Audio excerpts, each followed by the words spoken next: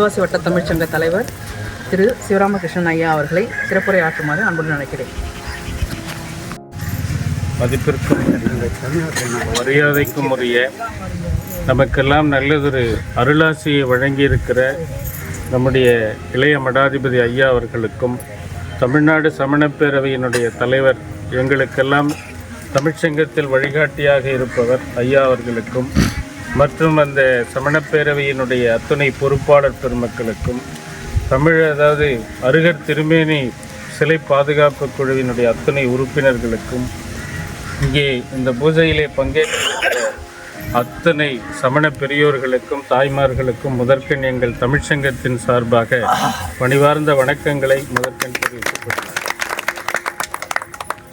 நாங்கள் தமிழையும் சமணத்தையும் பிரித்து பார்ப்பது என்பது இயலாத காரியம். ஏனென்றால் தமிழுக்கு சமணம் மாற்றியிருக்கிற கொடை மகத்தானது. பல அறங்களை, பல்வேறு அறநூல்களை இந்த சமணம் மனித சமுதாயத்திற்கு, மனிதன் அறவாழ்வை மேற்கொள்வதற்கு வழங்கி இருக்கிறது. அந்த வகையில் நாம் சொல்லுவோமேயானால் ஒரு உவமையை மாத்திரம் நான் சுட்டிக்காட்ட விரும்புகிறேன். சீவக சிந்தாமணியிலே குணமாலையார் இளம்பகத்திலே சங்கிலியால் பிடிக்கப்பட்டு சீவகசாமி நடந்து செல்லுகிற அந்த நேரத்தில் ஒரு உவமையை திருத்தக்கதேவர் சீவகர் சொல்லுவதாக சொல்லுகிறார். அது எப்படி சொல்லுகிறார் என்றால், அப்படி நடந்து போய்கொண்டிருக்கிற போது இது சீவக நம்பி தன்னுடைய வளர்த்த தந்தையாகிய கந்துக்கடனுக்கு எடுத்து கூறுகிற போது, ஒரு மலையை வாள் கொண்டு வெட்டினால் வாளுக்குத்தான் நஷ்டமே தவிர மலைக்கு நஷ்டமல்ல.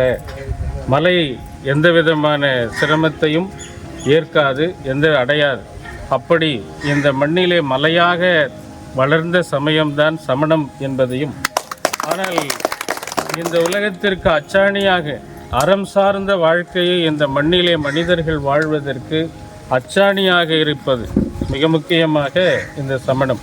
ஆகையினாலே தமிழ் சங்கம் என்பது இந்த கடனுக்கு நாங்கள் உண்மையிலேயே சமணர்களுக்கு கடன்பட்டவர்கள் என்பதினாலும், தமிழ் வளர்ச்சியிலே யார் யாரெல்லாம் இருக்கிறார்களோ அவர்களும் இந்த அற சமுதாயத்தோடு இணைத்து கொள்ள வேண்டும் என்கிற நிலையிலும் இன்றைய சிறப்பான இந்த பூஜையை நாங்கள் செய்ய முன்வந்தோம். எங்களுக்கு இந்த வாய்ப்பை தந்த அருகர் திருமேனி பாதுகாப்பு குழுவினர் அத்தனை பேருக்கும் எங்களுடைய நன்றிகளை தெரிவிக்கிறோம்.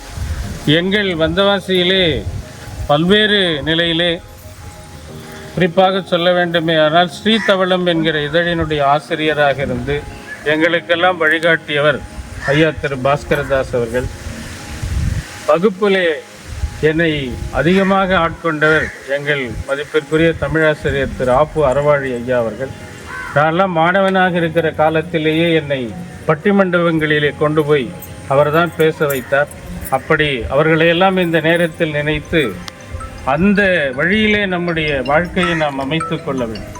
சமணம் கூறுகிற தத்துவமாக கொல்லாமை, மிகுபொருள் விரும்பாமை, அவாயின்மை, இப்படிப்பட்ட தத்துவங்களை எல்லாம் நம்முடைய வாழ்க்கையிலே நாம் பின்பற்றுவதற்கு இந்த அர்ப்பணங்கள், இறைவனுக்கான இந்த அர்ப்பணங்களும் இந்த பிறவிகளும் நம்மை வழிநடத்தட்டும் என்று கூறி இந்த நல்ல வாய்ப்பை தந்த அத்தனை பேருக்கும் எங்களுடைய தமிழ்ச்சங்கத்தின் சார்பாக நெஞ்சார்ந்த நன்றிகளை கூறி விடைபெறுகிறேன். ஒரு சிறப்புரையாற்றிய தமிழ்ச்சங்க தலைவர் அவர்களுக்கு நன்றியை தெரிவித்துக் கொள்கிறோம்.